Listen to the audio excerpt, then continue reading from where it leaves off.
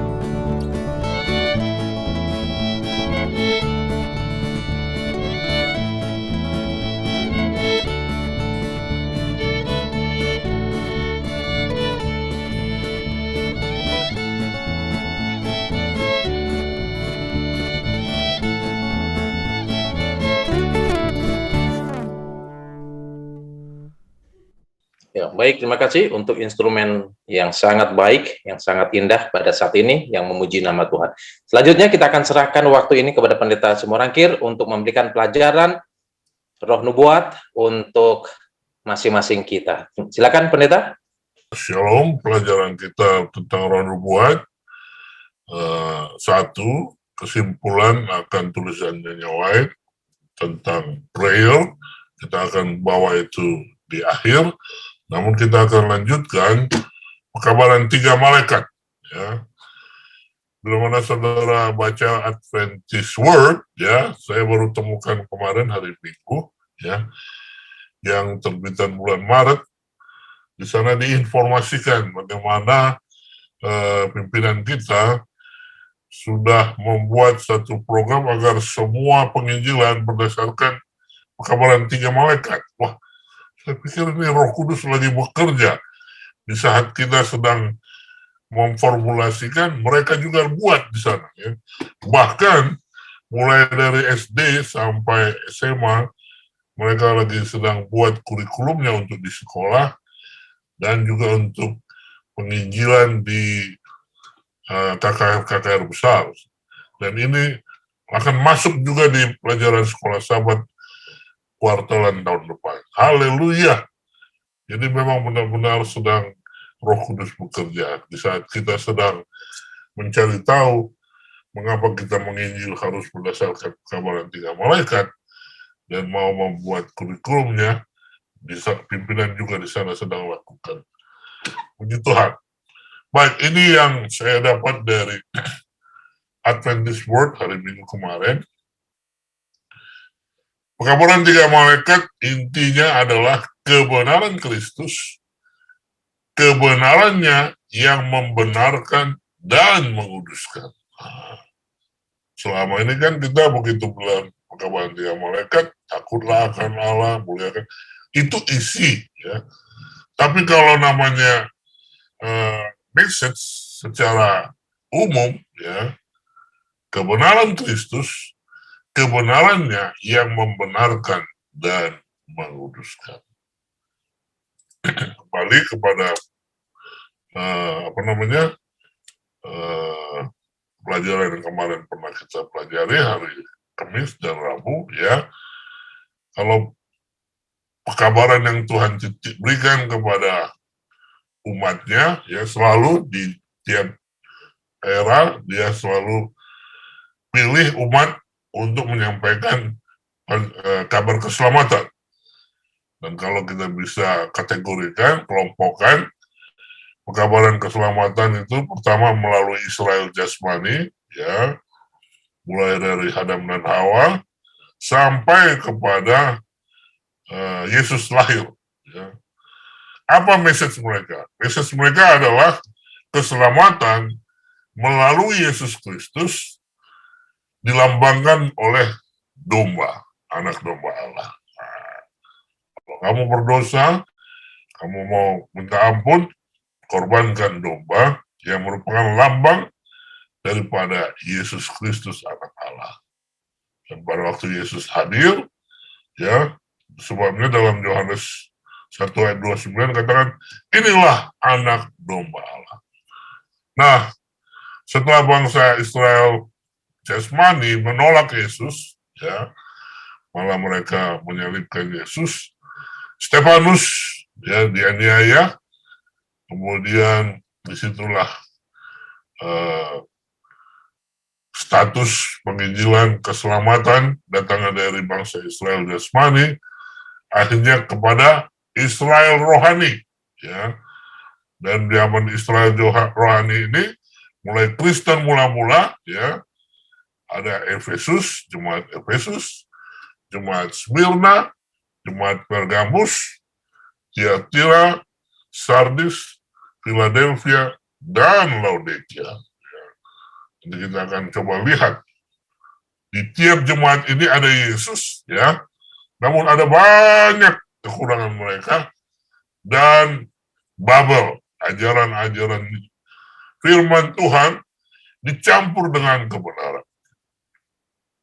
Apa message kepada Israel rohani, ya, sampai sekarang? Kita kabarkan Yesus Kristus adalah apa? Juru selamat, ya. Percaya kepadanya, dia adalah jalan keselamatan dan hidup. Siapa yang percaya, Yohanes 3:16, dia akan diselamatkan. Ya. Bagaimana caranya? Baptis. Ya. Makanya Matius 28, 18, 20, ajar dan baptis. Jadikan murid baptis dan ajar bagaimana melakukan firman Tuhan ke seluruh dunia, ya. Kemarin Israel Jasmani juga ke seluruh dunia, sekarang juga ke seluruh dunia.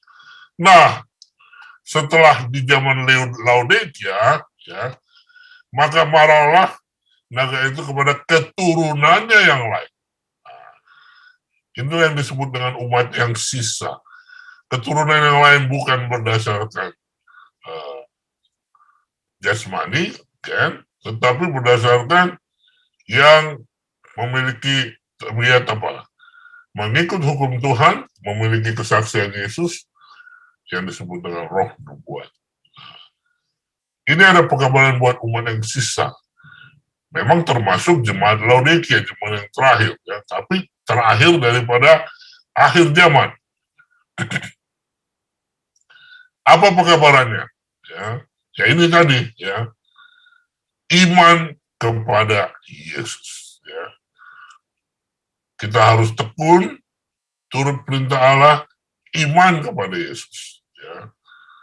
Ada hal-hal yang perlu dilakukan tentang sabat, tentang keluar dari Babel, ada penghakiman. Tapi misinya adalah Yesus Kristus di dalam manusia. Ya. Justification by faith, iman kepada Yesus. Kebenaran Kristus, kebenarannya yang membenarkan dan menguduskan. Haleluya. Ya. Nah sekarang kita masuk kepada 7 jemaat dulu, ya. Yang mana masalahnya kita harus keluar dari Babel. Keluar dari Babel, Babel adalah kekacauan, ya. Babel adalah merasa melawan Tuhan, ya. Nah kita lihat di jemaat 7 jemaat. Apa masalah di 7 jemaat? Ini kita akan bahas lebih detail lagi di hari Sabat. Di kota Efesus ditemukan ajaran para pengikut kaum Nikolaus yang dibenci oleh Yesus. Kaum ini adalah para pengikut guru besar Nikolaus yang mengaku sebagai Kristen, namun mempraktekkan perzinahan, memakan apa saja yang dipersembahkan kepada berhala. Mereka adalah orang Kristen yang merasa bahwa iman saja sudah membebaskan mereka dari penurutan pada hukum Allah. Kita harus keluar dari sini. Inilah yang kekurangan daripada jemaat di Efesus, ya. Ajaran-ajaran firman Tuhan dicampurkan dengan ajaran yang tidak benar, ya. Nikolaus. Nah, apa masalah di Smyrna? Dikenal sebagai kota martir. Eksekusi 1.500 orang setelah Bapak Gereja Polikarpus, ya, untuk Smyrna. Bekerja selama 40 tahun, dia ditangkap oleh Kaisar status kuat ratu. Demikian juga jemaat Pergamus, ya, penganut Balak, ya. Apa yang diajarkan? Mempunyai ajaran sesat seperti Nikolaus. Sumber pengajaran penganut Balak ini adalah ajaran Bileam yang menuntun bangsa Israel untuk merayakan pesta-pesta dan hari-hari raya, di mana puncak dari perayaan ini adalah Halloween, yang akan berakhir dengan perzinahan sebesar dengan siapa saja sepanjang malam. Zaman Pergamus ini ditutup dengan dekret Kaisar Justinian yang berisi, Paus memiliki kekuasaan politik secara penuh dalam kerajaan Roma Barat. Sejak saat itu, resmilah Paus menjadi pemimpin agama sekaligus menjadi pemimpin politik. Nah, dari pelajaran ini, kebenaran firman Tuhan, Yesuslah, kita beriman dalam Yesus, ya, maka kita ajak mereka keluar, jangan percaya dengan ajaran yang palsu, kebenaran dicampur dengan yang tidak benar. Jemaat Tiatira, ajaran Isabel mengajarkan agar seluruh anggota perserikatan tersebut mempraktikkan percabulan, perzinahan massal sebagai bentuk penyembahan berhala. Di periode Tiatira inilah berakhir dengan reformasi oleh Martin Luther tahun 1517 dengan 94 tesisnya di Portugal Bar Wittenberg. Lalu jemaat Sardis, ya.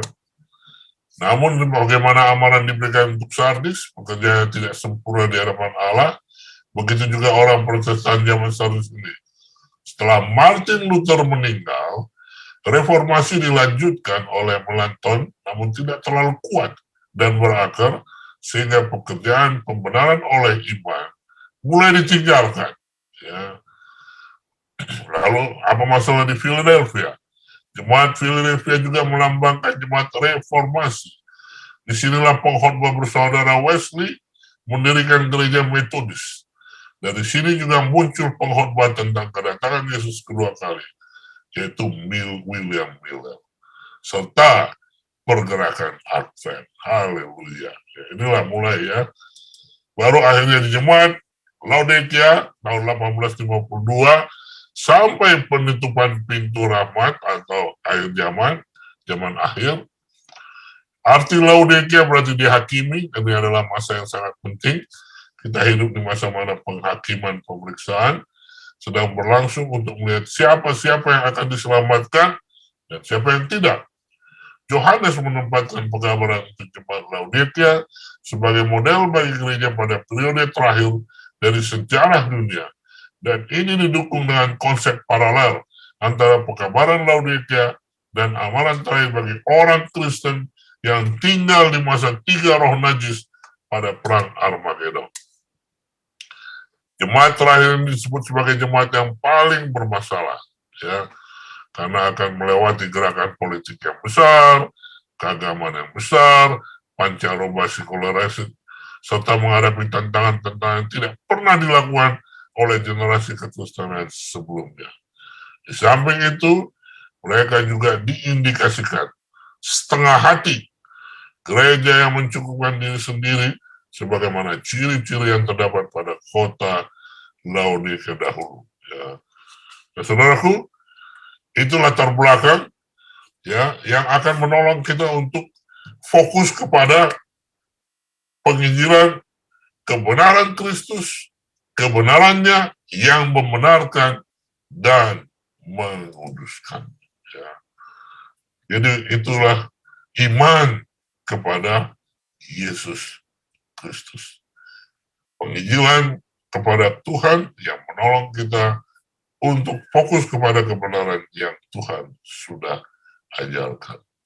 Baik, kita akan lanjutkan lagi besok ya. Dan kita masuk kepada pelajaran tulisan Roh Nubuat sesuai dengan jadwal dari GC, pasal yang ke-10 ya. The prayer.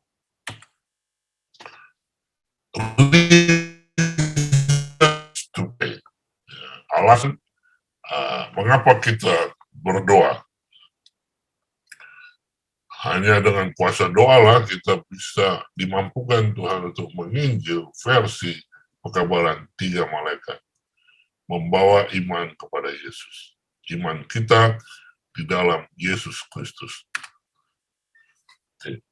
Mencerahkan pikiran mengenai apa itu kebenaran.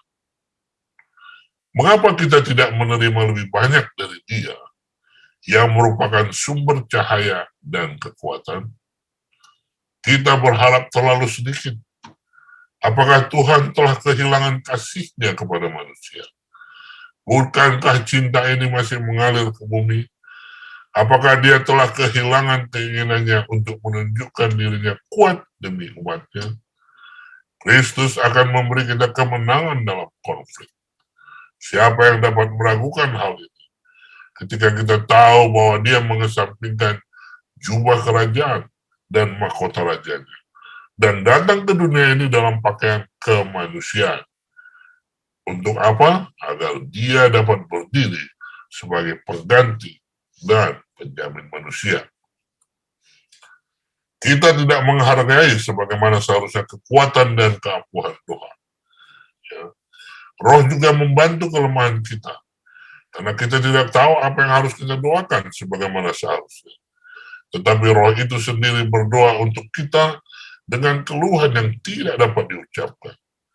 Tuhan ingin kita datang kepadanya dalam doa, agar Dia mencerahkan pikiran kita, Dia sendiri yang dapat memberikan konsepsi yang jelas tentang kebenaran. Hanya Dia yang bisa melembutkan dan menundukkan hati. Ya. Jadi alasan-alasan kenapa kita berdoa, karena kita bergantung kepada Tuhan dan Tuhan yang bisa melakukan segala sesuatu. Kebutuhan kita saat ini adalah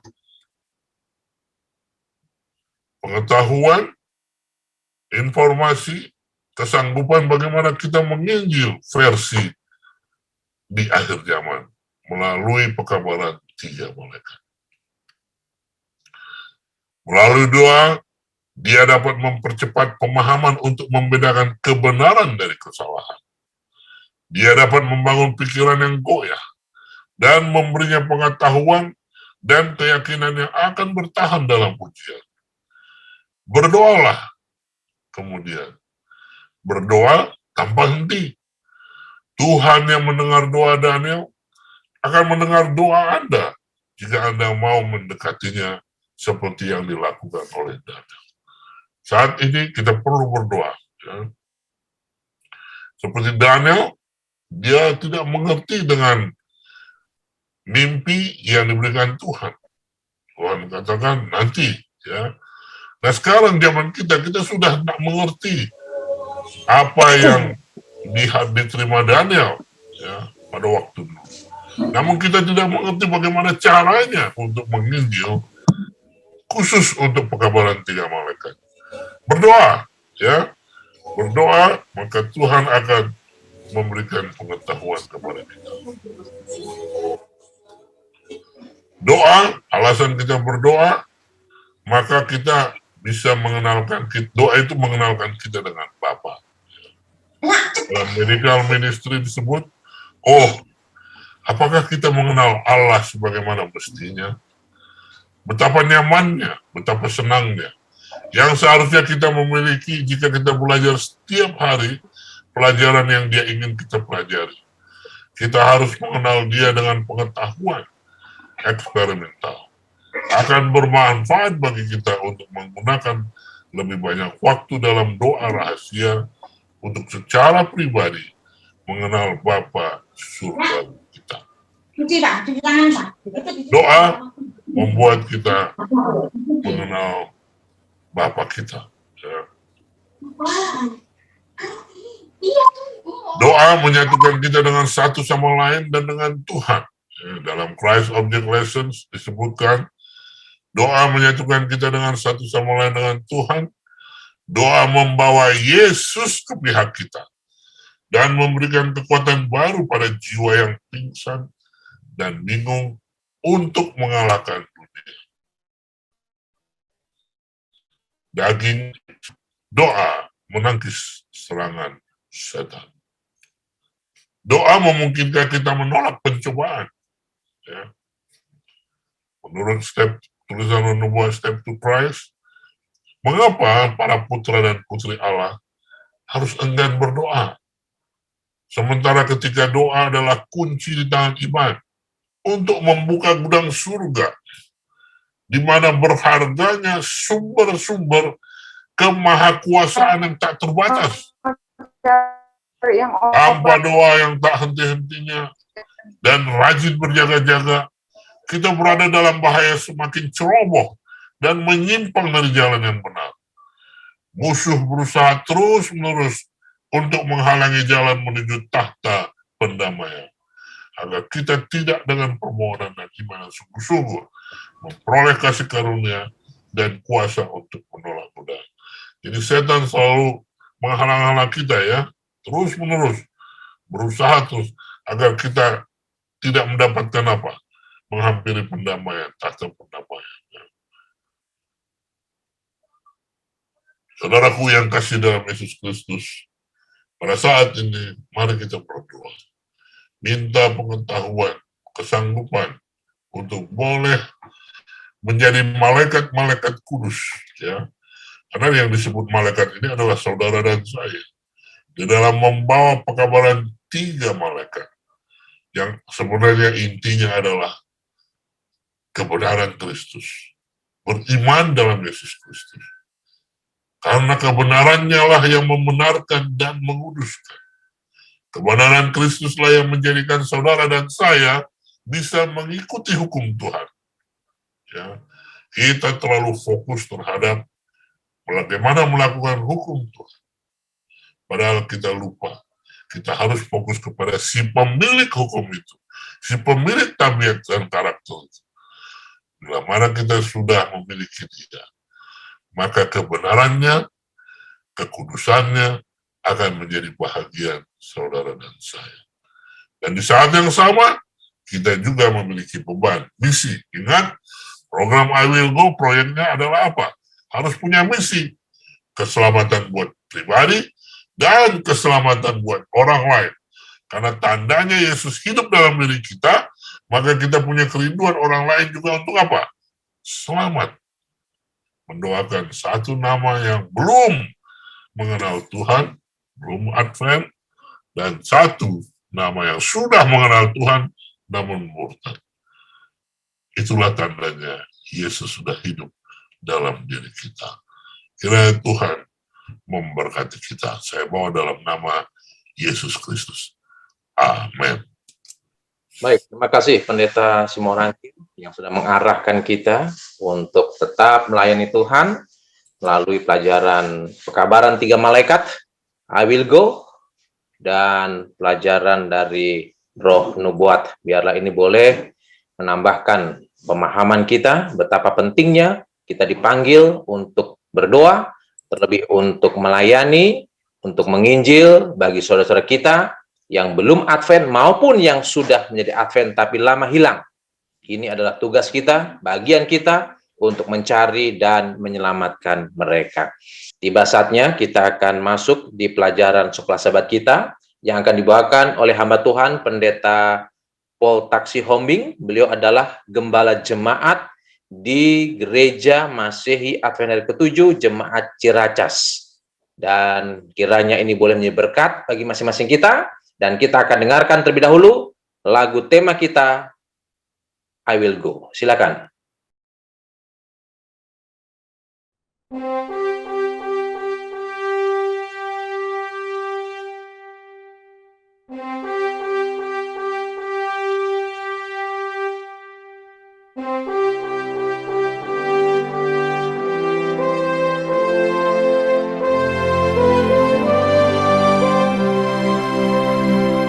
I hear the voice of Jesus calling. My answer is, I will go. I see the need of people crying. My answer is, I will go. I go to share the message of love. I go to share the blessed hope. But if I get discouraged, I'll call to Jesus' help, because I have decided I will go.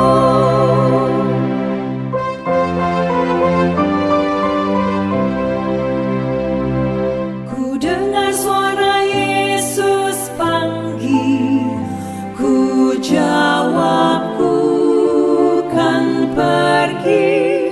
Ku lihat jiwa yang bersedih, ku jawab ku kan pergi.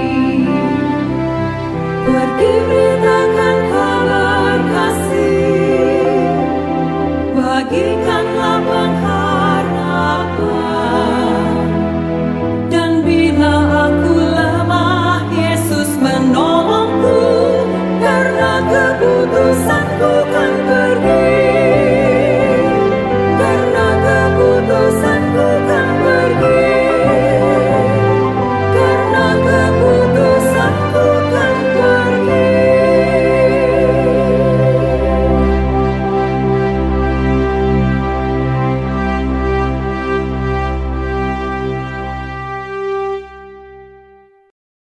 Baik, Bapak Ibu, Saudara-saudara yang dikasihi Tuhan, hari ini kita sudah tiba di pelajaran yang ke-11 dengan judul Bait Suci Perjanjian Baru.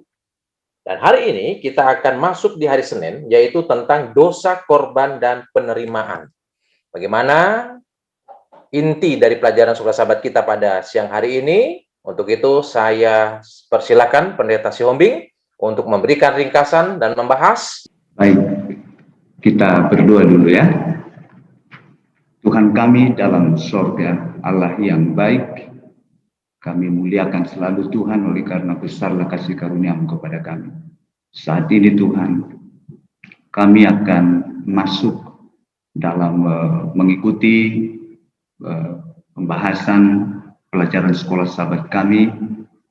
Biarlah ya Tuhan, kasih karunia, urapan Roh Kudus menjadi bagian kami, supaya firman-Mu yang hamba-Mu akan sampaikan boleh kami mengerti, bahkan nanti kami dapat diskusikan, sehingga kami akan lebih mengenal Tuhan, lebih mengenal pengorbanan kasih yang luar biasa untuk kami. Berbicaralah Tuhan lewat hamba-Mu, kami sudah siap mendengarkan. Dalam nama Yesus kami berdoa. Amin. Shalom Bapak Ibu sekalian. Ya, semua tentunya ya yang ada di dalam. Shalom. Shalom. Ada saya lihat ini ada Pak Ritongan, ada Pak Kaunang. Luar biasa. Ya, terima kasih. Ya. Haleluya, ya puji Tuhan, ya. Dan tentu yang pertama saya mengucapkan terima kasih kepada Pendeta Dr. Simorangkir yang telah mempercayakan kepada saya untuk memberikan sedikit sebagai ringkasan pelajaran Sekolah Sahabat kita, terlebih tentu mulai dari Sabtu ya, tapi sekilas saja saya sampaikan. Dan tentu hari ini adalah hari Senin pembahasan kita ya. Saya akan men-share sedikit slide ya yang berhubungan dengan pelajaran kita. Saya percaya setiap hari kita sudah belajar ya. Ini hanya sekedar memantapkan lagi, nanti kita bisa sharing di dalam diskusi kita. Baik, saya akan coba share screen ya. Ini sudah ada sebenarnya disiapkan selalu, kita punya apa ya dari hamba-hamba Tuhan gitu ya. Tapi saya sedikit sampaikan saja di sini. Dan tentu pelajaran kita adalah pelajaran yang ke-11. Kalau saya lihat memang Gereja Masyarakat Hari ke-7 adalah satu denominasi yang luar biasa komplit pengajarannya sesuai dengan Alkitab ya. Dan salah satu tentu yang menjadi satu doktrin yang mungkin ya yang lebih komplit, yang lebih lengkap ya di Gereja Masyarakat Hari ke-7 dibanding dengan denominasi yang lain adalah mengenai pekabaran bait suci ya. Ini hanya pengulangan saja, di mana judulnya adalah bait suci perjanjian baru.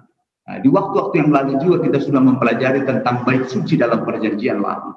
Tentu kalau kita lihat akan pelajaran itu, maka sebenarnya kita sudah lebih memahami lagi tentang pelajaran kita pada minggu ini tentang bait suci perjanjian baru ya, karena dari sana Pak, dari sana dasar ya, karena tentu kalau kita melihat bait suci itu diberikan adalah sebagai satu alat peraga yang diberikan oleh Tuhan kepada bangsa Israel, yang disampaikan kepada Musa untuk membuat kemah suci ya. Itu adalah pelayanan yang dilakukan di sana adalah sebuah alat peraga yang diberikan oleh Tuhan ya, untuk memperkenalkan, memberitahukan kasih Tuhan yang rencana keselamatan yang dilakukan untuk orang berdosa melalui Yesus Kristus. Nah, itu sebabnya kalau kita coba lihat ini pelajaran kita sekarang, coba kita punya ayat hafalan adalah dari buku Ibrani pasal 9 ayat yang ke-15. Dia katakan karena itu ini adalah berbicara tentang Yesus adalah pengantara dari suatu perjanjian yang baru. Semoga Bapak Ibu sekalian pelajaran kita yang lalu tentang perjanjian itu kita sudah pahami dengan baik ya.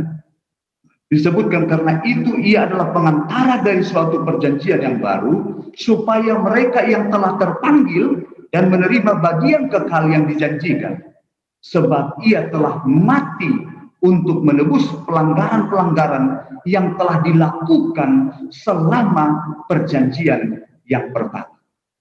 Ya. Oke, kita lihat saudara-saudara sekalian. Sesungguhnya kalau kita berbicara, inilah dia kemah suci itu ya. Ya, kalau kita berbicara tentang perjanjian lama dan juga perjanjian baru sebenarnya memiliki banyak persamaan, ya.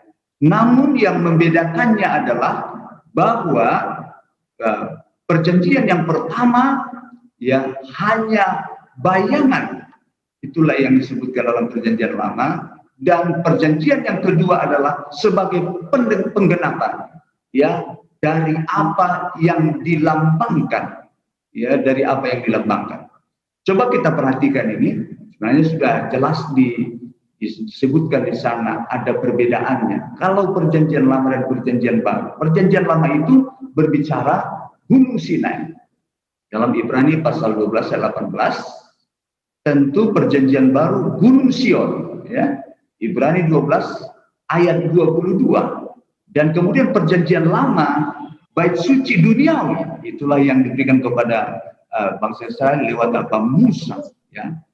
Nanti kita coba lihat dalam Keluaran pasal 5 ayat yang ke-8, dan kemudian ya untuk perjanjian baru bait suci surgawi, ya. Dan kita sudah tahu bahwa apa yang dibuat tentang kemah suci yang ada di perjanjian lama yang diberikan kepada Musa, dan itu juga lah sebenarnya itu bayangan daripada apa yang bait suci surgawi yang disebutkan. Iya. Kemudian perjanjian lama korban yang tidak sempurna, ya karena memang apa ya namanya yang ada di dunia yang berdosa ini tidak ada yang sempurna, ya termasuk korban, ya tidak sempurna. Tetapi dalam perjanjian baru, ya tentu dalam penggenapan itu adalah korban yang sempurna. Ibrani 9 ayat yang ke-26. Dalam perjanjian lama iman yang tidak sempurna, ya. Tetapi dalam perjanjian baru adalah iman yang apa? Yang sempurna. Oke. Baik. Kalau kita lihat di dalam pelajaran hari Minggu sedikit, ini berbicara tentang hubungan-hubungan, ya, hubungan-hubungan.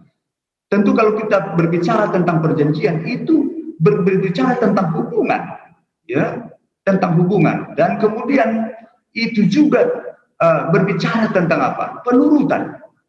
Nah, inilah kenapa perlu bait suci itu, ya.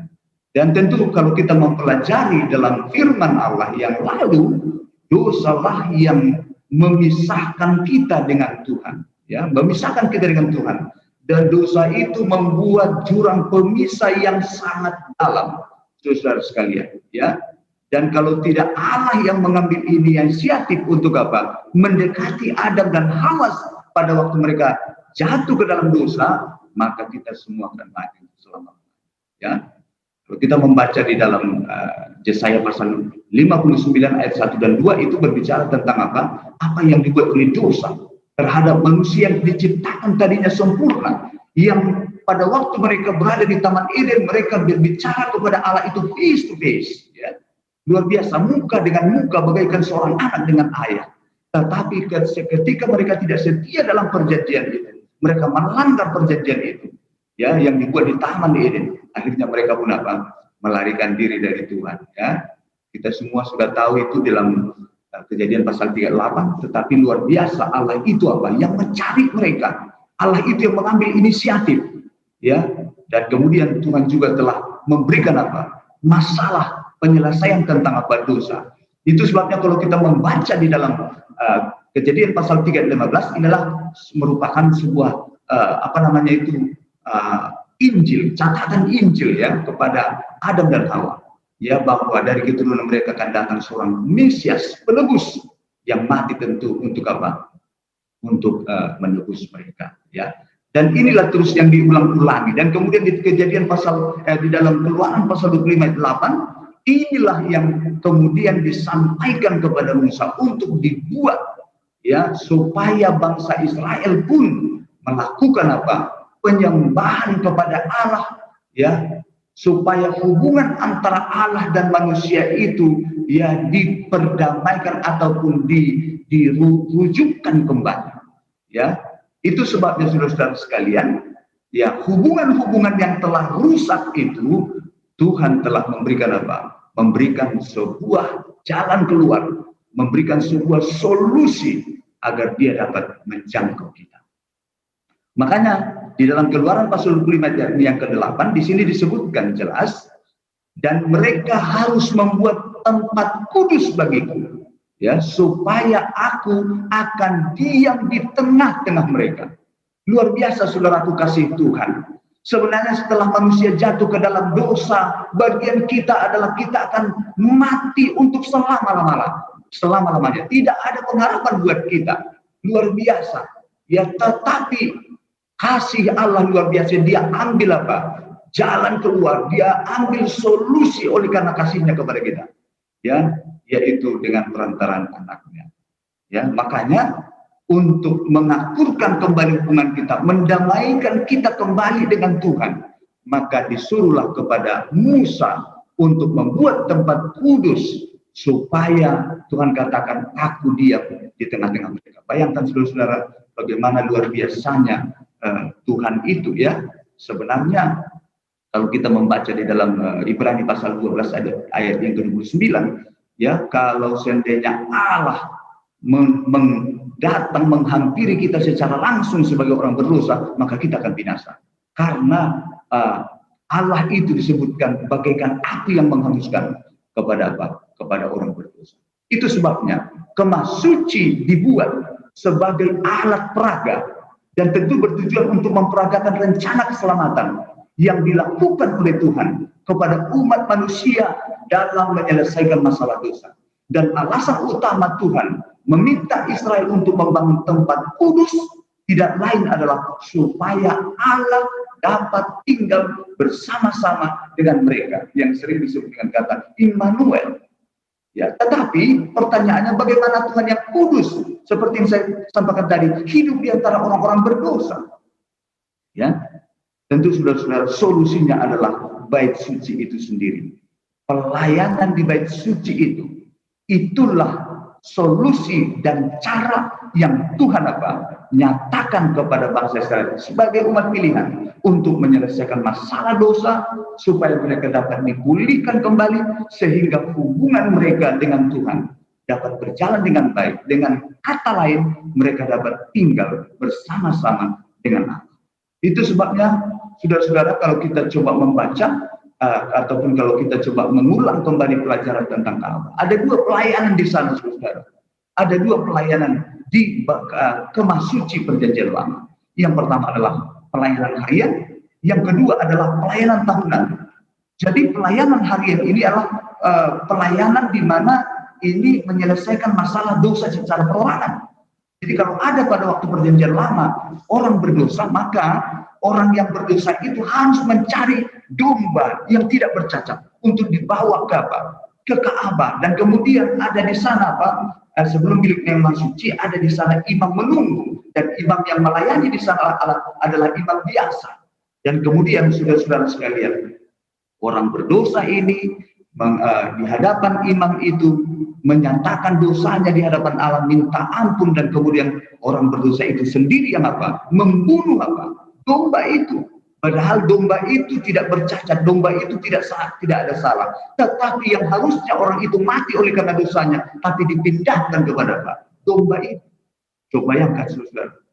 Ya, itulah sebabnya semua upacara dan ritual yang dibuat di sana diciptakan untuk membawa pengampunan, pengudusan, dan pemulihan bagi orang berdosa yang datang kepada Tuhan.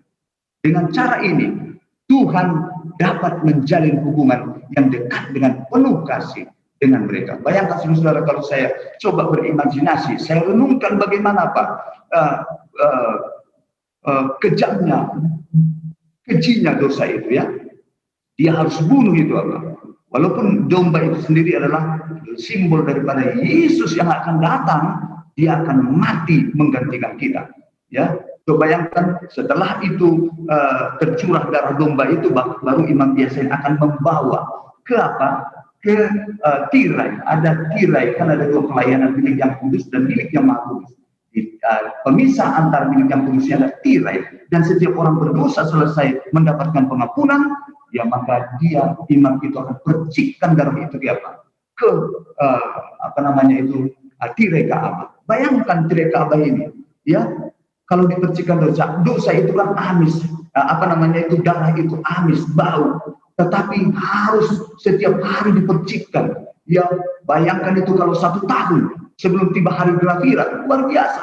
Tapi itu adalah sebuah peraga yang diberikan Tuhan. Betapa kejinya, betapa mengerikannya ya dosa itu sendiri. Dan kemudian masuklah kepada pelayanan tahunan, itulah diberi yang Maha Kudus, dan itu sekali setahun. Inilah yang disebut dengan hari Gelafirat ataupun Yom Kippur bagi apa? Bagi bangsa Israel, ya, bagi di Perjanjian Lama. Dan kemudian di situ yang dilayani tentu imam imam besar.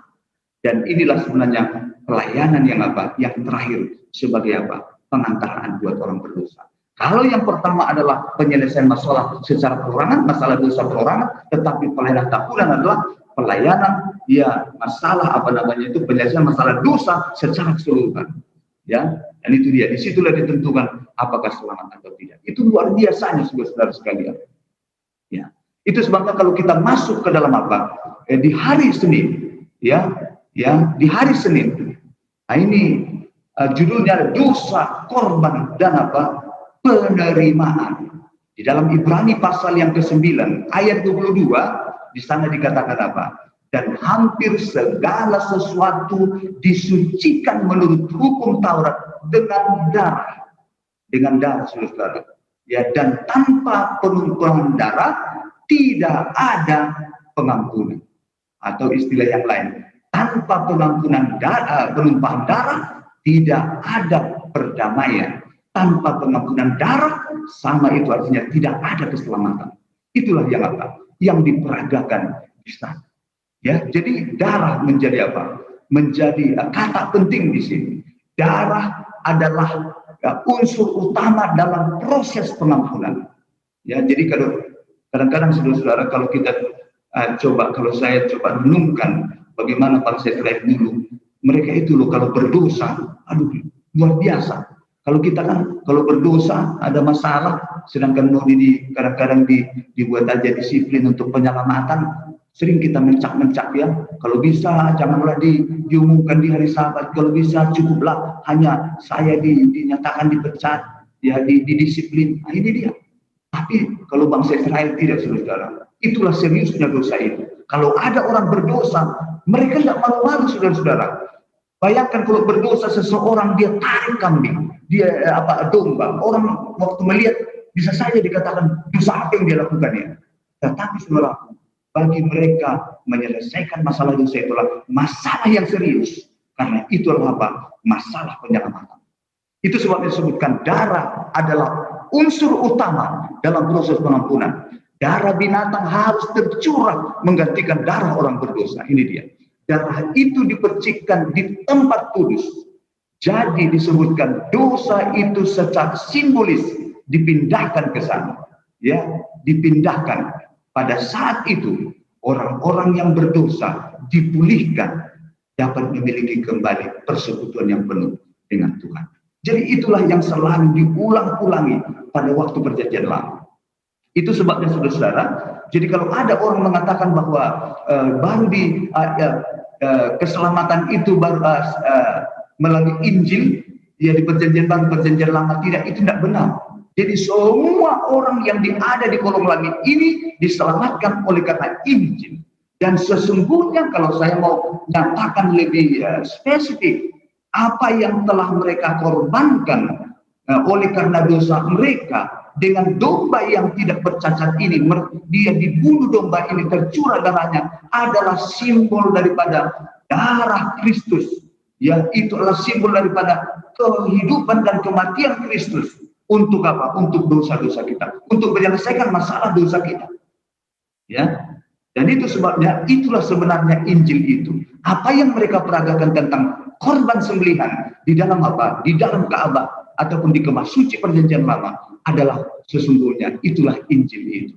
Yesus mati oleh karena dosa-dosaku dan kemudian dia bangkit ya untuk apa? Dengan menang untuk keselamatan kita. Dan itulah Injil itu. Ya. Tapi perhatikan saudara-saudara, disebutkan lagi, namun demikian darah tidak dapat menghapus dosa dengan sendirinya. Sebagaimana yang dicatat dalam Ibrani pasal 10 ayat 4. Tetapi itu adalah simbol darah anak domba Allah dalam perjanjian baru yang ditumpahkan bagi banyak orang untuk apa? Pengampunan dosa. Matius pasal 28, 26 ayat yang ke-28. Dan itu sebabnya saudaraku sekalian, apa yang diperagakan di sana, kemudian itulah yang digenapi oleh Yesus Kristus sebagai apa? Domba, anak domba Allah, sebagaimana dicatat dalam Yohanes pasal 1 ayat 9. Dan dialah sesungguhnya ketika dia genapi sebagai domba Allah, dan dialah sebenarnya yang disebut dengan korban pengganti. Korban pengganti itu. Dalam Yesaya pasal 53 ayat yang kelima katakan apa? Tetapi dia tertikam oleh karena pemberontakan kita. Ya, bukan karena pemberontakannya.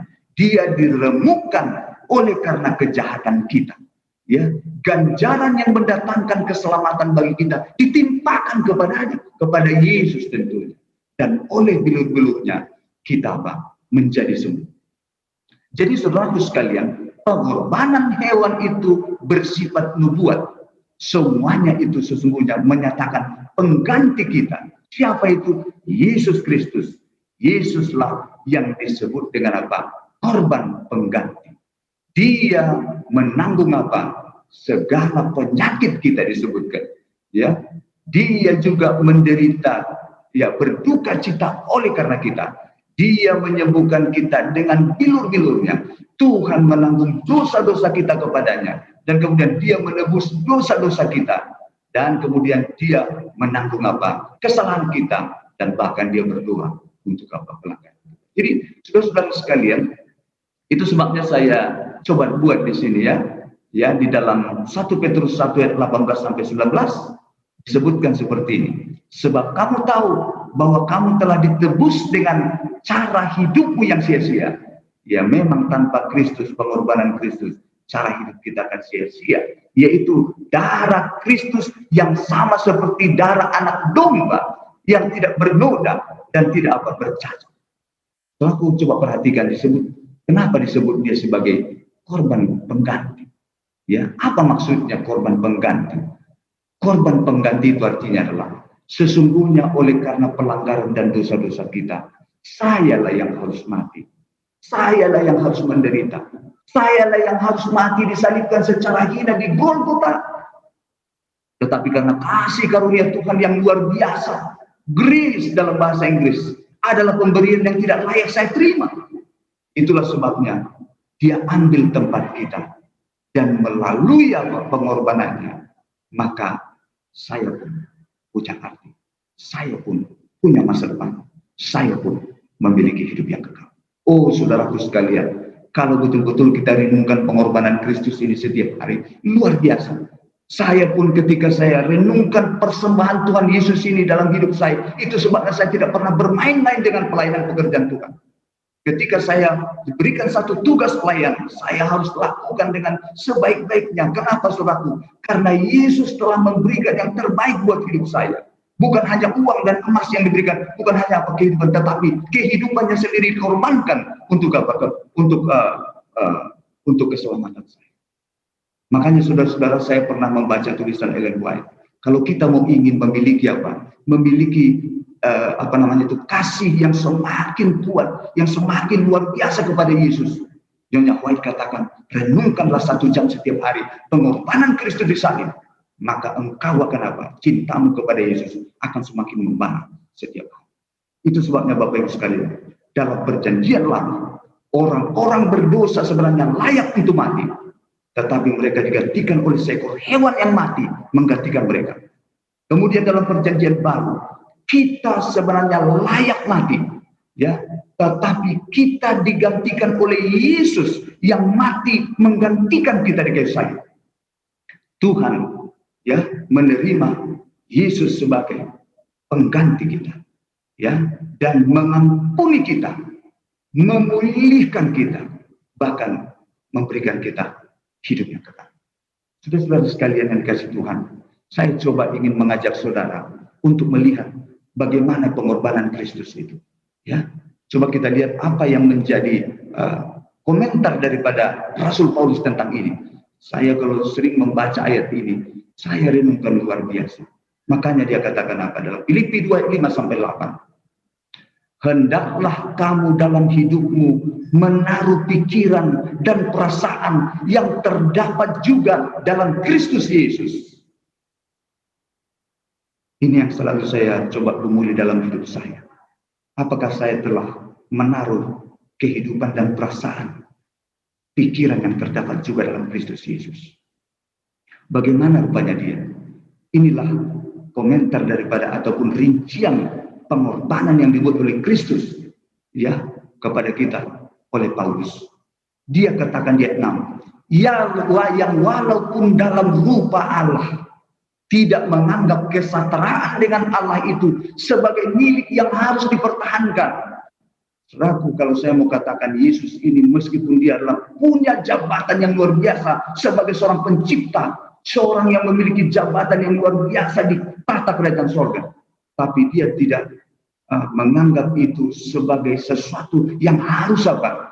Yang harus dipertahankan. Kalau kita punya kedudukan, saudara-saudara, ya, kita sering mempertahankan diri. Kalau bisa saya naik, sudah di situ saya pertahankan diri saya selama-lamanya. Ya, tapi Yesus tidak, ya, untuk menjangkau kita. Lalu ayat 7.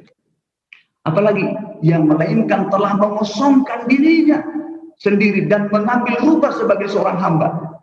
Coba bayangkan Bapak Ibu sekalian, saya tidak tahu bagaimana lagi dalamnya Yesus ini apa?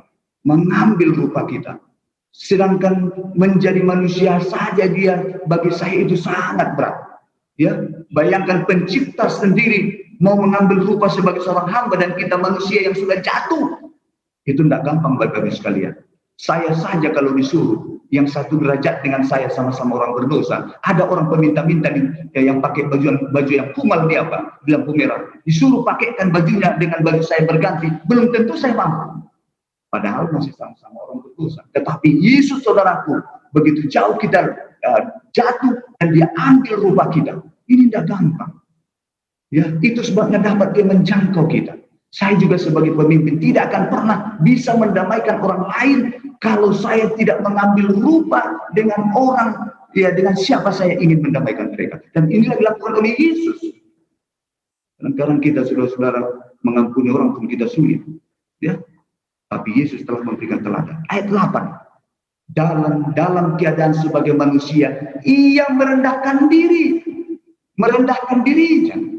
Seringkali kita saudara kalau punya jabatan, ya, kalau Yesus merendahkan dirinya, tapi kalau kita sering merendahkan bukan diri kita yang kita rendahkan, tapi orang lain yang sering apa? Kita rendahkan.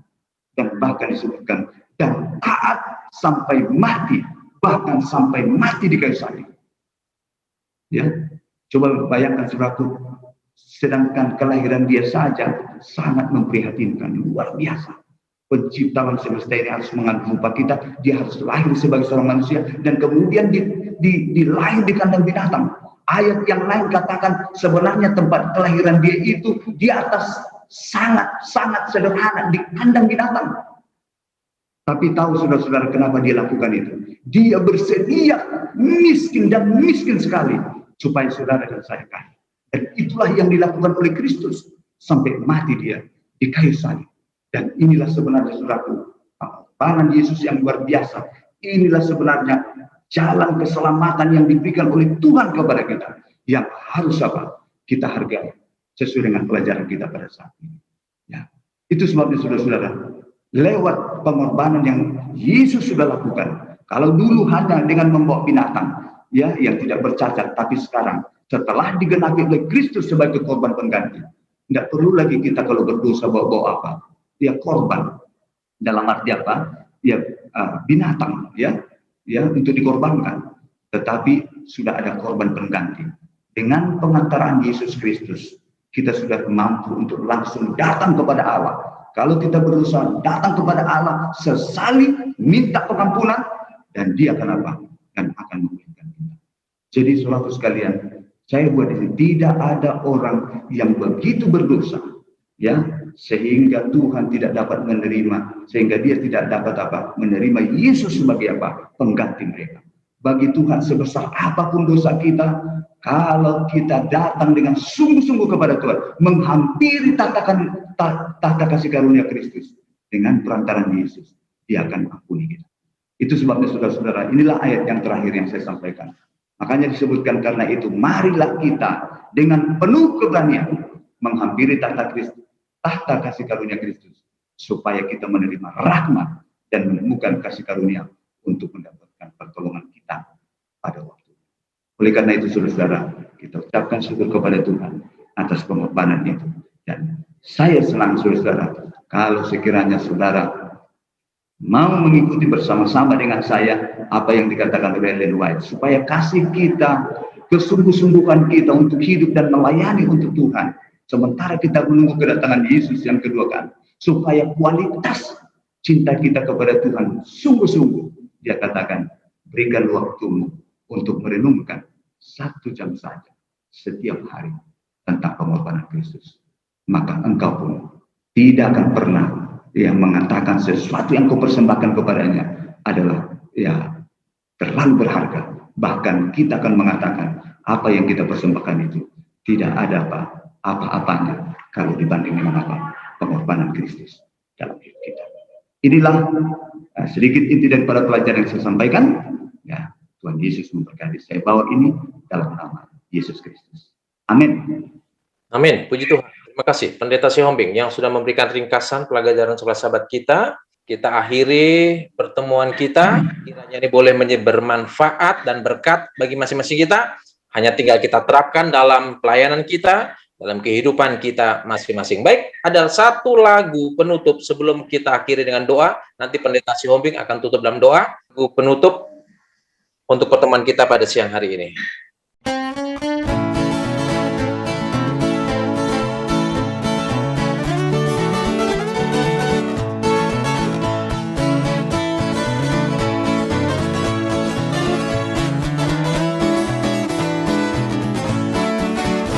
Aku kelak pandang Raja di surga, aku rindu ke sana.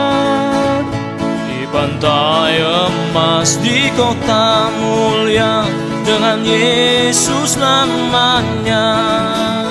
Pandang Raja dalam mulianya, puji Dia selama-lamanya.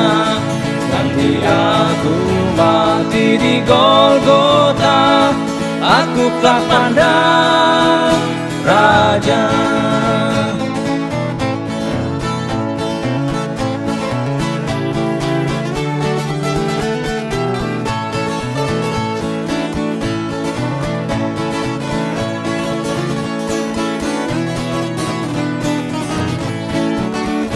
Dalam negeri penuh sukacita, di mana tiada malam, aku nanti akan berkerajaan bersama Raja Salam.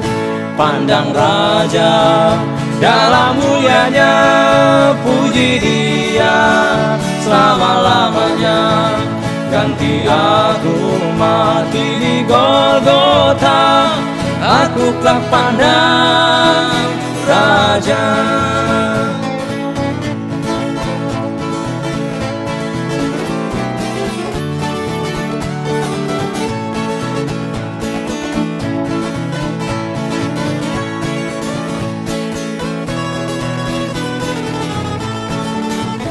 Aku kelak pandang dan puji Raja, dan melihat wajahnya. Aku akan nyanyikan rahmat-Nya yang menuntun ke surga. Pandang Raja dalam mulianya, puji Dia selama-lamanya.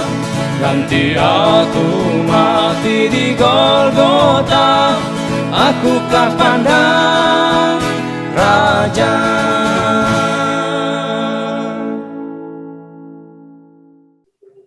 kasih Pendeta Siombing, silakan doa tutup. Amin. Ya, kita berdoa ya. Kita berdoa. Bapa yang bersemayam dalam sorga, betapa hati kami bersyukur, berterima kasih, memuliakan Tuhan, membesarkan nama-Mu. Oleh karena perkara-perkara yang ajaib yang Tuhan sudah lakukan dalam hidup kami. Terima kasih Tuhan oleh karena kami boleh mempelajari kembali tentang bait suci perjanjian baru yang tentu telah mengulangi kembali akan alat peraga bagaimana bangsa Israel ketika mereka menyelesaikan masalah dosa, mereka harus membawa korban, dan tentu korban itu sendiri adalah Yesus Kristus. Terpujilah nama-Mu ya Tuhan. Dan tentu setelah kami mendengarkan, merenungkan akan apa yang Tuhan sudah buat bagi kami, sesungguhnya Tuhan belum berarti apa-apa. Apapun yang kami lakukan untuk Tuhan dibanding dengan apa yang Kau telah lakukan dan korbankan untuk keselamatan kami.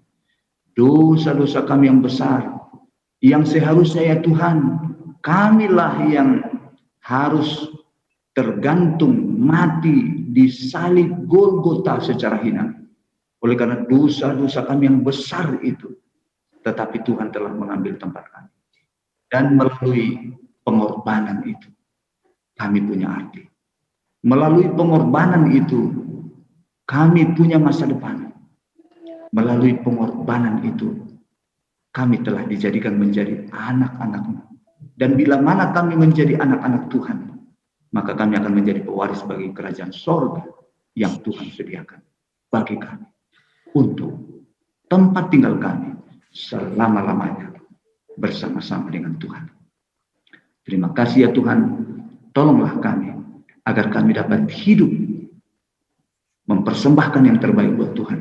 Apapun yang kami lakukan, tolong juga kami Tuhan supaya kami merenungkan akan pengorbanan-Mu setiap hari sebelum kami melaksanakan setiap pekerjaan kami, setengah jam ataupun 1 jam merenungkan pengorbanan-Mu, supaya kami pun Tuhan semakin dekat kepada-Mu. Hati kami dan kasih kami akan semakin melekat kepada Tuhan, sehingga apapun yang Tuhan minta dalam hidup kami, apakah itu persembahan, apakah itu pengorbanan, apakah itu terjun untuk ailgu melakukan pekerjaan Tuhan, penyelamatan jiwa, kami tidak pernah berdalih, melainkan kami akan selalu lakukan dan bahkan mempersembahkannya sebagai persembahan yang terbaik buat Tuhan.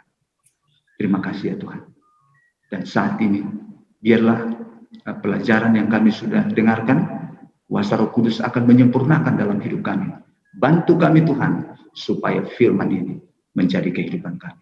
Diberkatilah kiranya semua umat-umat-Mu yang hadir lewat Zoom ini, rumah tangga kami, anak-anak kami, pendidikan mereka, pelayanan kami, bahkan juga rencana-rencana kami. Biarlah Tuhan yang akan mewujudkannya. Dan saat ini juga hamba-Mu rindu agar tangan Tuhan dikedangkan untuk memberkati semua umat-umat-Mu ini. Kiranya kasih dari Allah Bapa, kasih karunia dari anaknya Tuhan Yesus Kristus, serta persekutuan Roh Kudus, kiranya memelihara, menuntun, dan memberkati kita sekalian hari ini sampai hari Maranatha. Dalam nama Yesus, kami persembahkan doa ini. Selamat bertemu dengan kami di Jemaat Fisdak. Bagi saudara-saudari sekalian yang sudah bergabung dari Indonesia, seperti Pendeta Redi, Ibu Siana Laloan yang sudah bergabung di pagi hari waktu Indonesia dengan kami di Jemaat Fisdak, yang saat ini adalah sudah malam ya. Kita bersyukur kita dapat memuji dan membesarkan nama Tuhan dan juga mendengarkan firman Tuhan yang akan memberikan kekuatan kepada kita dengan mempelajari pelajaran sekolah sahabat kita. Baik saudara, kita akan masuk ke pelajaran yang ke-11 tadi malam waktu Amerika. Tentunya kita sudah mengikuti pendahuluan yang sudah dibawakan oleh Pendeta Muda Tulus Nenggolan ya. Dia sudah membawakan pendahuluan dari pelajaran kita yang sepanjang minggu ini berjudul Bait Suci Perjanjian Baru.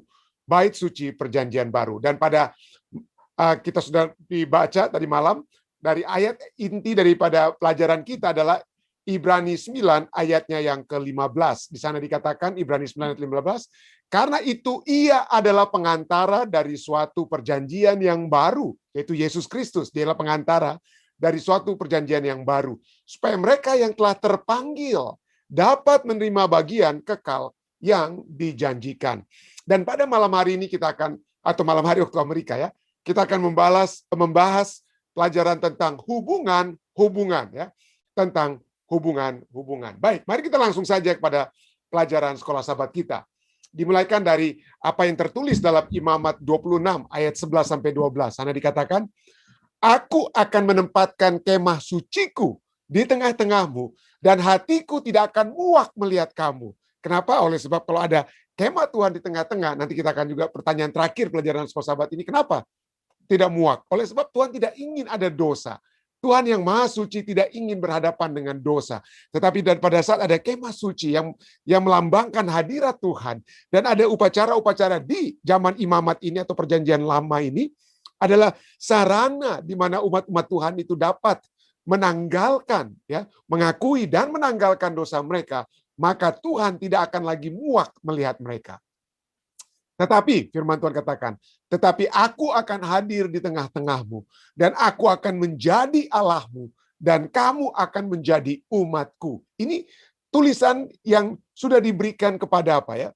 Kepada Musa dan diberikan juga kepada umat-umat Tuhan pada zaman Musa tersebut. Tetapi ini juga merupakan kata-kata yang kita sudah pelajari waktu lalu, yang terdengar dari kata di dalam Yeremia 31 ayat 31 sampai 34. Pada saat Nabi Yeremia berbicara tentang perjanjian baru, pekabaran yang disampaikan Allah melalui Nabi Yeremia, yaitu mereka akan menjadi umat Allah, dan Allah akan menjadi Allah mereka. Nah, pertanyaan bagi kita ya. Satu poin harus jelas sekarang. Itu bukan pertanyaan, tapi satu pernyataan ya. Satu poin harus jelas sekarang. Apakah di perjanjian lama ataupun perjanjian baru, Tuhan selalu mencari satu hubungan yang dekat dan penuh kasih dengan umat-umatnya. Faktanya, perjanjian-perjanjian itu secara mendasar menolong membentuk aturan untuk hubungan itu. Walaupun kata aturan menurut pelajaran sekolah sahabat kita itu karena kurang kata yang lebih baik mungkin daripada kata aturan, tapi itulah yang terbaik yang dapat kita katakan, bahwa dalam perjanjian itu harus ada pengaturan, ada yang mengatur hubungan tersebut. Dan kita sudah melihat bagaimana arah Tuhan sudah berikan, direction, 10 firman-Nya, the 10 commandments Tuhan telah berikan, agar supaya apa? Langgeng hubungan siapa? Hubungan antara umat-umat Allah dengan Allah, dan hubungan umat-umat Allah itu dengan sesama manusia. Itu harus ada aturan yang membantu untuk mengikat hubungan tersebut. Hubungan adalah unsur yang penting. Pelajaran sahabat kita katakan, hubungan adalah unsur yang penting dalam perjanjian. Dalam konteks dan waktu yang bagaimanapun juga, hubungan itu apa? Penting. Kalau saya tidak memiliki satu hubungan, maka saya tidak akan menikah dan membuat perjanjian pernikahan dengan istri saya. Kalau saya tidak mempercayai orang, Anda, bukan saya tidak membuat bisnis ya. Kalau Anda adalah seorang pebisnis, lalu apa? Anda membuat apa? Perjanjian dengan pebisnis tersebut, harus ada apa? Hubungan. Kalau tidak dikenal, tidak disayang dengan kata lain ya. Jadi dalam konteks dan yang bagaimanapun juga, hubungan itu penting untuk ada dalam satu perjanjian yang dibuat. Tetapi agar hubungan ada, dibutuhkan interaksi, komunikasi, dan kontak. Khususnya bagi manusia yang berdosa, yang dapat jatuh dan menjadi ragu. Tuhan yang mengetahui hal ini mengambil langkah awal untuk memastikan bahwa Dia akan menyerahkan dirinya sendiri bagi kita, sehingga kita dapat berhubungan dengan Dia dalam satu cara yang berarti. Bacalah Keluaran 25 ayat 8. Karena Tuhan memerintahkan bangsa Israel untuk membangun bait suci. Membangun bait suci. Apakah alasan-alasan Tuhan yang Tuhan berikan untuk menginginkan mereka membangun satu bait suci? Keluaran 25 ayat 8 katakan apa? Apa alasannya? Dasar daripada dibangunnya bait suci. Di sana dikatakan, dan mereka harus membuat tempat kudus bagiku, supaya aku diam di tengah-tengah mereka. Jadi jawaban terhadap pertanyaan ini tentu saja memunculkan pertanyaan lain, yaitu kenapa? Kenapa dia harus apa? dia harus diam di tengah mereka dengan membuat dengan apa? Berdiam di tempat kudus. Mengapa Tuhan ingin tinggal di tengah-tengah umatnya? Kenapa dia ingin tinggal di tengah-tengah umatnya? Barangkali jawabannya atau kebenarannya dapat ditemukan dalam 2 ayat hari ini yang didaftarkan, yang dituliskan di atas. Perhatikan, Tuhan mau bait suci atau tinggal di tengah-tengah mereka. Kemudian dia berkata bahwa dia tidak akan muak kepada mereka. Kemudian dia akan berjalan di tengah-tengah mereka dan akan menjadi Allah mereka dan mereka akan menjadi umatnya. Imamat 26 ayat 11-12 yang kita sudah bacakan tadi. Dan perhatikan elemen-elemen yang ditemukan di ayat-ayat ini. Sekali lagi, aspek relational, aspek hubungan muncul dengan apa? Muncul dengan jelas. Kalau saudara dan saya masuk dalam satu perjanjian, kita memiliki satu hubungan, maka kalau saya sudah merasa muak, dengan kata lain ya, maka itu hubungan rusak. Perjanjian dapat rusak. Ya. Perjanjian dapat rusak. Jadi inilah unsur-unsur relational yang dapat kita lihat. Rincikan Imamat 26 ayat 11-12 dan Keluaran 25 ayat 8. Tuliskanlah bagaimana unsur-unsur yang berbeda. Semuanya cocok dengan konsep bahwa Tuhan mengupayakan hubungan dengan apa? Dengan umatnya. Ya. Jadi unsur-unsur itu semua ada ya. Dan secara khusus, ya, secara khusus pelajaran sahabat kita tanyakan, secara khusus pada frase di mana Tuhan berfirman, hatiku tidak akan muak melihat kamu. Apakah yang sehubungan dengan bait suci, yang menyediakan jalan di mana manusia yang telah berdosa dan jatuh dapat diterima Tuhan. Dan mengapa hal itu begitu penting untuk proses membentuk perjanjian. Ya, untuk membentuk perjanjian. Nah, saya ingin mengajak Anda untuk mengingat kembali pelajaran. Saya tidak mau tampilkan gambarnya.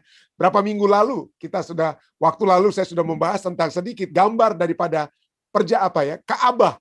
Gambar daripada Ka'bah di zaman perjanjian lama. Yang pertama adalah pelataran luar. Ya, pelataran luar, lalu Ka'bah itu sendiri dibagi 2. Bilik yang suci dan bilik yang apa? Bilik yang maha suci. Yang melambangkan bahwa kita pada saat umat-umat berdosa dan bersalah, ya, mereka membawa hewan, lalu mereka potong hewan tersebut, dan dari situlah mereka akan apa? Dibenarkan, ya, karena hewan anak lembu itu melambangkan siapa? Melambangkan Yesus yang harus menebus dosa-dosa kita. Jadi hewan itu adalah lambang di zaman perjanjian lama untuk melambangkan bagaimana dosa-dosa kita itu ditanggung oleh hewan tersebut. Lalu kemudian darahnya dibawa masuk ke dalam bilik yang suci. Lalu sekali setahun imam besar akan masuk ke dalam bilik yang maha suci. Dan semua ini adalah satu lambang supaya supaya kembali hubungan yang rusak di antara umat manusia yang berdosa dengan Allah yang maha suci itu dapat kembali dilanjutkan, dapat dilanggengkan, dihubungkan kembali, agar supaya Allah tidak muak melihat dosa-dosa mereka, ya, agar supaya terjalin kembali kebersamaan dengan Allah. Nah, tentu saja Anda dapat katakan, wah, Allah kan bisa aja di dalam kerajaan surga. Tetapi sekali lagi, manusia itu kita semua adalah visual people. Kita lebih gampang melihat, ya, kita lebih gampang melihat. Nah, jadi makanya banyak orang-orang zaman sekarang lebih suka menonton entah itu YouTube, TikTok dan lain sebagainya daripada kita membaca, ya, daripada kita membaca atau apa. Kenapa? Karena kalau kita melihat itu lebih masuk ke dalam pikiran kita. Jadi Allah memberikan satu visual, satu hal yang jelas dapat dilihat oleh umat manusia. Entah itu perjanjian lama, yaitu pada saat di perjanjian lama maksud saya, pada saat Ka'bah itu diberikan, itu menandakan keberadaan Allah di tengah-tengah mereka. Kalau kita saat ini kita tidak melihat Ka'bah, kita hanya dalam iman, kita langsung berdoa misalnya, Bapa yang di dalam kerajaan dalam kerajaan surga. Tapi orang-orang Israel zaman dulu mereka sudah melihat keberadaan Allah itu ada di tengah-tengah mereka. Dan itu sangat diperlukan. Kenapa sangat diperlukan? Karena mereka baru keluar dari mana? Mereka baru keluar dari tawanan di Mesir. Allah seakan-akan itu jauh dari mereka. Mereka tidak mengenal bahkan nama Allah. Tetapi pada saat Allah ada di tengah mereka, pada saat mereka keluar dari Mesir ada tiang awan dan tiang api. Lalu kemudian di situ juga secara khusus Allah ada di mana? Di dalam Ka'bah yang menandakan Allah yang bersama dengan mereka. Allah yang bersama dengan umat manusia. Keluaran 25 ayat 8 kita sudah baca tadi. Dan mereka harus membuat tempat kudus bagiku, supaya aku diam di tengah-tengah mereka. Itu sebagai lambang keberadaan Allah, ya. Tentu saja kita sudah pernah baca dari satu raja-raja bagaimana Raja Salomo katakan, bangunan apa yang dapat menampung Allah? Allah itu begitu besar, dengan kata lain tidak ada bangunan yang akan menampung Allah. Tetapi ini adalah simbol dari keberadaan Allah yang diam di tengah-tengah kita. Allah selalu ingin bersama-sama dengan kita. Matius 1 ayat 23 kita sudah melihat, kita sudah pernah bahas waktu lalu tentang kata Immanuel, Allah yang menyertai kita. Ya, Imanu, beserta kita Allah, El. Jadi Allah ingin selalu bersama dengan kita. Sefanya 3 ayat 17. Sefanya 3 ayat 17 sana dikatakan, Tuhan Allahmu ada di antaramu sebagai pahlawan yang memberi kemenangan. Ia bergirang karena engkau dengan sukacita. Ia membaharui engkau dalam kasih-Nya. Ia bersorak-sorak karena engkau dengan sorak-sorai. Jadi ini penting sekali, konsep di mana Allah yang bersama dengan kita. Ya, Allah bersama kita, dan inilah di zaman bangsa Israel yang baru keluar dari perhambaan di Mesir, mereka membutuhkan satu kepastian, ya, yaitu apa? Ka'bah tersebut. Kalau bagi kita saat ini, kita sudah memiliki Immanuel, ya, kita sudah memiliki Yesus yang kita sudah tahu datang. Dan bukan itu saja, saudara. Kita memiliki Roh Kudus, ya. Kepenuhan, salah satu kepenuhan dari Sefanya 3 ayat 17, Allah ada di antara kamu, itu apa yang Yesus sudah katakan pada saat Yesus menjanjikan tentang kehadiran Roh Kudus di dalam kitab Yohanes 14, pasal 14 sampai pasal 16. Roh Kudus yang akan memimpin kita, Roh Kudus yang akan membawa kita kepada kemenangan, kekuatan dalam iman, dan kemenangan demi kemenangan. Jadi Allah yang bersama kita. Tetapi kita kembali dulu kepada perjanjian lama bangsa Israel, di mana Ka'bah itu ada ya. Jadi itu melambangkan satu apa? Satu hal yang dibutuhkan oleh orang-orang Israel. Nah, pentingnya Ka'bah ini cukup signifikan, ya. Pada saat Tuhan misalnya, boleh kita istilahnya kita coba melihat, ya, mencoba untuk melihat kenapa Tuhan ingin Tuhan ingin menekankan pentingnya Ka'bah tersebut, khususnya juga kepada orang-orang Israel di zaman dahulu. Kenapa? Coba kita lihat. Pada saat Tuhan berbicara atau menciptakan langit dan bumi ini, ya, bumi kita ini, ya, berapa lama Tuhan berikan? 6 hari, ya, 6 hari lamanya Tuhan menjadikan langit dan apa? Bumi. Tapi coba kita lihat berapa lama Tuhan memanggil Musa untuk diberikan instruksi agar Musa akan membangun Ka'bah, ya, di padang belantara yang menyatakan kehadiran Allah. Berapa lama kira-kira? Boleh Anda tebak, ya? 7, 10, 15 hari? Oh tidak, 40 hari lamanya. Ya. Tinggallah ia. Musa dipanggil ke atas gunung 40 hari, 40 malam lamanya. Dan disitulah Allah memberikan apa? Memberikan instruksi tentang berdirinya Ka'bah dan segala upacara-upacara yang diasosiasikan dengan Ka'bah tersebut. Bukan itu saja. Di penciptaan yang umumnya berapa fatsal di Alkitab yang berbicara tentang penciptaan? Hanya 2, saudara. Hanya 2. Ya, Kejadian 1, yaitu kemudian diulangi dikit di Kejadian pasal 2. Jadi boleh dikatakan hanya 2 fatsal. Tapi coba Anda tebak, berapa fatsal yang Tuhan yang tertulis mengenai Ka'bah, berdirinya Ka'bah, dan implementasi daripada instruksi untuk mendirikan Ka'bah dan peralatan-peralatan Ka'bah. Boleh Anda tebak berapa fatsal? 5? Oh, ada 13 fatsal tentang Ka'bah, bukan hanya 2 seperti penciptaan, ya. Ada 13 pasal. 7 fatsal, Keluaran 25 sampai Keluaran 31, itu adalah instruksi Allah untuk pembangunan Ka'bah, pembentukan peralatannya dan personel-personelnya, para imam dan lain sebagainya. 7 fatsal. Keluaran 25, 26, 27, 28, 29, 30, 31. 32 sampai 34 yaitu orang Israel yang mendirikan apa? Mendirikan anak lembu untuk mereka sembah. Jadi itu diantara saja. Tapi sesudah itu kembali Keluaran 35 sampai Keluaran fatsalnya yang ke-40 itu kembali berbicara tentang Ka'bah, implementasi nyata dari instruksi Allah untuk pembangunan Ka'bah tersebut. Jadi ada 13 fatsal. Lipat-lipat, saudara-saudara. Berlipat-lipat. pada saat instruksi pembentukan Ka'bah itu diberikan. Kenapa? Karena Tuhan lebih apa? Ingin masuk ke dalam satu hubungan dengan kita. Tuhan ingin masuk ke dalam satu perjanjian dengan saudara dan saya. Dan seperti yang dia sudah lakukan kepada umat-umat Israel di waktu yang lalu. Dan ini penting sekali. Ka'bah itu yang melambangkan daripada apa? Kehadiran Allah. Ya, Ka'bah tersebut. Kenapa pentingnya? Begitu pentingnya sampai Allah harus buat satu contoh di surga. Waktu lalu ada yang bertanya, kira-kira pendeta, ada yang saya dapat yang mengajarkan bahwa di surga itu tidak ada Ka'bah. Ya, tidak ada Ka'bah. Bagaimana mungkin Tuhan harus buat Ka'bah? Untuk apa? Tuhan itu begitu besar. Buat apa dia dinaungi oleh kamar-kamar, bilik-bilik di Ka'bah? Bukankah seluruh surga itu adalah apa? Seluruh surga itu adalah Ka'bah. Ya, ada pernyataan seperti itu. Dan memang ada teolog-teolog ya seperti Desmond Ford sendiri yang tidak mengakui adanya Ka'bah di surga. Tetapi ini Tuhan buat bukan untuk Tuhan supaya dia tidak kepanasan di surga. Ka'bah itu dibuat supaya untuk Musa, umat manusia di dalam dunia ini mengetahui bagaimana apa. Pada saat Musa naik ke puncak gunung 40 hari 40 malam, supaya dia melihat contoh tersebut secara detail, dia hafal. Lalu kemudian apa? Dia bawa itu dan dia apa?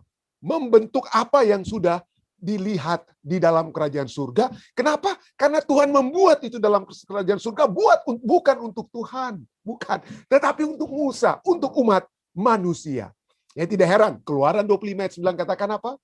Menurut segala yang kutunjukkan kepadamu sebagai contoh kemah suci dan sebagai contoh segala perabotannya, demikianlah kamu membuatnya. Jadi ada Ka'bah di surga. Ya, firman Tuhan jangan kita lawan-lawan saudara ya. Jangan kita lawan-lawan dengan apa pandangan kita filsafat. Saya akan berikan begitu banyak ayat nanti ya sesudah ini. Bagaimana tentang adanya Ka'bah di dalam kerajaan surga ya. Dan ini kata contoh itu di bahasa Inggrisnya Alkitab bahasa Inggris membentuk kata pattern. Itu dari kata bahasa Ibraninya tafnit. Tafnit itu dalam bahasa Inggris disebut sebagai diberikan sebagai kopi, satu kali itu muncul ya. Tafnit diterjemahkan dalam Alkitab di Alkitab bahasa Inggris dengan kopi atau salinan, form atau bentuk itu 4 kali muncul kata tafnit itu. Sebagai image atau gambar muncul 1 kali. Sebagai likeness ataupun rupa itu muncul 5 kali. Sebagai model ya, model itu muncul 2 kali, sebagai pola itu muncul 4 kali, dan sebagai satu denah, rencana atau perencanaan itu muncul 2 kali. Nah, kata tafnit contoh ini muncul misalnya kata dalam Ibrani 8 ayat 5 ya. Itu kita bisa melihat bagaimana di dalam kitab Ibrani sekalipun walaupun tidak menggunakan kata tafnit, tetapi kita sudah melihat bagaimana apa? Ini menyatakan tentang apa? Gambaran atau bayangan dari apa dikatakan yang ada di sorga. Jadi pelayanan mereka adalah gambaran dan bayangan dari apa yang ada di sorga, sama seperti yang diberitahukan kepada Musa ketika ia hendak mendirikan kemah ataupun Ka'bah ya. Ingatlah demikian firman-Nya, bahwa engkau membuat semuanya itu menurut contoh yang telah ditunjukkan kepadamu di atas gunung itu. Jadi di mana contoh itu yang Musa lihat? Musa tidak lihat di mana. Tidak ada Ka'bah di sekelilingnya. Tidak ada contoh yang Tuhan bangun di gunung tersebut. Tidak. Contoh yang Tuhan perlihatkan kepada Musa itu ada di dalam apa? Di dalam apa? Di dalam surga. Jadi inilah kita lihat bagaimana kehadiran Tuhan itu ada di dalam Ka'bah, ya, ada di dalam Ka'bah. Nah, apa hubungannya? Ya, kehadiran Ka'bah itu menandakan apa? Kehadiran Allah. Dan pelajaran sekolah sahabat kita berbicara tentang hubungan-hubungan, ya, hubungan-hubungan. Nah, kalau saya ingin bertanya, apa kira-kira perabot yang tersimpan di dalam Ka'bah yang menggambarkan hubungan kita dengan Allah dan menggambarkan hubungan kita dengan sesama? Ya, kalau saya bisa melihat ya, apa kira-kira perabotan yang ada di dalam Ka'bah yang khususnya dalam perabotan itu menunjukkan kepada hubungan kita kepada siapa? Hubungan kita kepada Tuhan dan hubungan kita kepada sesama. Apa yang terdapat? Saya mau bantu Anda ya. Nah, untuk menjawabnya, mari kita lihat ya. Untuk menjawab teka-teki ini ya. Bukan teka-teki lah ya, tapi ya pertanyaan ini, Mari kita baca Wahyu 15 ayat 5. Oke, mari kita baca. Wahyu 15 ayat 5 katakan apa? Kemudian daripada itu aku melihat orang membuka bait suci. Orang itu dilihat di kitab Wahyu ya. Bait sucinya di mana ini? Coba kita lihat ini. Bait suci di mana? Coba kita lihat, baca lagi. Bait suci di sorga. Jadi jangan kita apa? Lawan firman Tuhan. Ada bait suci di sorga yang dilihat oleh Yohanes. Ya, dia melihat orang membuka bait suci di sorga. Dan yang dilihat secara khusus di bait suci di sorga itu yang dilihat secara khusus ada yang khusus. Apa itu? Yang secara khusus dilihat, yaitu kemah kesaksian. Loh, kok bait suci kemah kesaksian? Ini bikin bingung ini Pendeta Rantung ini. Apa? Bukankah bait suci itu disebut sebagai kemah? Ya, tapi kenapa di sini kok disebut sebagai kemah kesaksian? Apa artinya? Nah, kita harus melihat dari kata aslinya dan juga terjemahan juga bahasa Inggris ya. Bahasa Inggrisnya bagus sekali ya. Di New International Version ya. Wahyu 15 ayat 5 katakan, after this I looked and I saw in heaven. Kemudian daripada itu aku melihat di sorga the temple, bait suci, that is tabernacle of the covenant law. Jadi kesaksian itu adalah apa? Hukum perjanjian. Covenant law. Jadi di dalam kemah bait suci di sorga yang dilihat oleh Yohanes, itu adalah the covenant law. And it was opened. Dan itu yang dibuka. Jadi di dalam Ka'bah, kalau kita lihat, di dalam Ka'bah ada apa? The candlestick, ada apa? Tempat lilin ya, ada tempat lilin, ada meja, tempat roti dan lain sebagainya. Tetapi sekarang yang dilihat oleh Yohanes yang mendapatkan penekanan oleh Allah yang ingin ditekankan kepada Yohanes di Pulau Patmos adalah Ka'bah di sorga, tetapi bukan perabotan-perabotan lainnya. Hanya satu perabotan yang ada, yang penting, yang ditunjukkan kepada Yohanes, yaitu apa? Yaitu 10 firman Tuhan. Ya, 10 firman Tuhan, yaitu 2 loh batu. Nah, 2 loh batu. Nah, 2 loh batu itu mulai di zaman Musa ditempatkan di dalam tabut perjanjian, the Ark of the Covenant. The Ark of the Covenant, disitulah 2 loh batu itu ditempatkan, dan di Ark of the Covenant ini ditempatkan di bilik yang maha suci. Di bilik yang maha suci. Dan ini yang dilihat oleh Yohanes. Kenapa? Karena ini ingin apa? Ditekankan oleh Tuhan. Kenapa? Karena Tuhan melihat bahwa umat manusia telah melupakan hukum Allah. Umat manusia telah melupakan hukum Allah, menginjak-injak hukum Allah. Padahal hukum Allah itu memberikan apa? Dasar dari hubungan kita dengan Allah. Hukum pertama sampai hukum keempat. Bagaimana itu hubungan kita dengan Allah? Jangan ada pada Allahmu ilah, jangan ada padamu ilah lain, jangan membuat patung, jangan menyembah, jangan menyebut nama Tuhan dengan sia-sia, ingatlah dan kuduskan hari Sabat. Itu hubungan kita dengan Allah. Ya, hormatilah orang tuamu, jangan membunuh, jangan berzinah, jangan berdusta, jangan mengingini. Itu hubungan kita dengan sesama manusia. Itu yang ingin ditekankan oleh Tuhan, sehingga pada saat Yohanes melihat Ka'bah di surga, yang disorot adalah apa? The covenant law. 2 loh batu, ya. Keluaran 31 ayat 18 ya. Keluaran 31 ayat 18 sangat dikatakan, dan Tuhan memberikan kepada Musa setelah ia selesai berbicara dengan dia di Gunung Sinai, 2 loh hukum Allah, loh batu yang ditulis oleh jari Allah. Ya, bayangkan, dari semua perabotan Ka'bah, inilah yang ditulis sendiri oleh jari Allah. Yang kata lain ya, ditempatkan di mana? Ditempatkan di bilik yang maha suci, di dalam tabut apa? Di dalam tabut perjanjian. Itu tertulis dalam Keluaran 25 ayat 16. Dalam tabut itu haruslah kau taruh loh hukum. Law, the covenant law. Ya. Kesaksian tersebut yang akan kuberikan kepadamu. Jadi coba kita lihat, seringkali kita umat manusia meremehkan hukum Tuhan atau the Ten Commandments. Tapi sesungguhnya yang kita, sekali lagi saya ulangi, saya sudah pernah bilang tuh lalu, kita tidak meremehkan jangan membunuh, kita tidak meremehkan jangan mencuri, kita tidak meremehkan jangan bersaksi dusta, jangan mengini. Itu semua kita ikuti. Anda orang percaya sekalipun, Anda percaya Alkitab, tidak percaya Alkitab sekalipun, pada umumnya umat manusia itu percaya bahwa kita tidak boleh membunuh, kita tidak boleh berzinah, dan lain sebagainya. Tetapi inilah yang masalahnya. seringkali yang masalah utama bagi umat-umat Kristen khususnya, secara umum, masalahnya itu hukum keempat. Ya, ingatlah, kuduskanlah hari Sabat. Itu saja, sehingga banyak yang katakan, hukum itu tidak perlu. Padahal dari Wahyu 15 ayat 5, kita sudah lihat di sini, yang disorot oleh Tuhan, yang disorot dari Ka'bah yang ada di surga, adalah apa?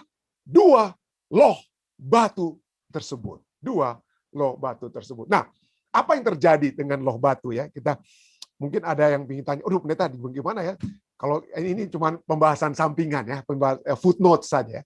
Pembahasan sampingan. Di mana kira-kira loh batu itu? Ada yang kami dengar, ada yang katakan, wah dari kitab Makabeus, wah ini lagi disimpan di gua ini dan lain sebagainya. Ya, kita bisa saja berspekulasi seperti itu. Tapi ya, memang kalau kita lihat keberadaan tadi tabut perjanjian ini menurut Prophet and Kings atau buku para nabi dan raja di halaman 453 dikatakan pada zaman Yeremia ada orang-orang yang apa? Beberapa orang yang berketetapan untuk menyimpan tabut perjanjian kudus yang berisi loh-loh batu, yang berisi 10 perintah, supaya tidak akan jatuh ke tangan orang-orang yang bengis. Dan ini yang mereka lakukan. Apa? Dengan menangis dan bersedih, mereka menyembunyikan tabut itu di dalam sebuah goa, di mana tabut itu tersembunyi dari orang-orang Israel dan Yehuda oleh karena dosa mereka, dan tidak lagi akan dikembalikan kepada mereka. Tabut yang kudus itu pun telah disembunyikan. Itu tidak akan terganggu selama itu disembunyikan. Jadi ya mungkin saja itu ada dalam goa mungkin ya saat ini. Dan suatu waktu mungkin menjelang kedatangan Yesus mungkin ada yang bisa menemukan tabut tersebut. Tapi saya percaya itu berada dalam tangan Tuhan. Kenapa? Karena firman Tuhan katakan mungkin itu juga sudah berada dalam kerajaan surga ya. Wahyu 11 ayat 19. Wahyu 11 ayat 19 katakan apa? Maka terbukalah bait suci Allah yang di sorga, dan God's temple in heaven. Alkitab sekali lagi, saudara jelas sekali. Ka'bah surga itu adalah apa? Firman Tuhan. Jangan kita ganggu-gugat. Ya. Kalau sudah tertulis, biarlah itu yang sudah Allah nyatakan harus kita terima. Ya. Maka terbukalah bait suci Allah yang di sorga, dan kelihatanlah tabut perjanjiannya di dalam bait suci itu, dan terjadilah kilat dan deru guru dan gempa bumi dan hujan es lebat. Wah, hebat sekali. Jadi itu bahasa simbolik yang menandakan apa? Menandakan kehebatan daripada kehendak Tuhan agar supaya apa? Agar supaya Allah yang berserta dengan kita, Allah yang bersama-sama dengan kita, yang rindu untuk berada di tengah-tengah kita, itu akan selalu bersama-sama dengan kita. Dengan cara bagaimana? Pada saat kita mengasihi dia, ya, seperti yang dinyatakan dalam hukum pertama sampai hukum keempat, dan pada saat kita mengasihi sesama, seperti yang dinyatakan dalam hukumnya yang kelima sampai hukumnya yang ke-10. Apabila kita memiliki hubungan-hubungan dengan Allah dan hubungan dengan sesama itu, maka kita akan dapat memastikan kehadiran Allah itu pasti ada di tengah-tengah kita. Inilah yang dapat saya tambahkan tentang Ka'bah di sorga, tentang hubungan-hubungan dan pelajaran yang dapat kita pelajari dari pelajaran sekolah sahabat kita pada saat ini. Saya bawa ini dalam nama Yesus. Amin.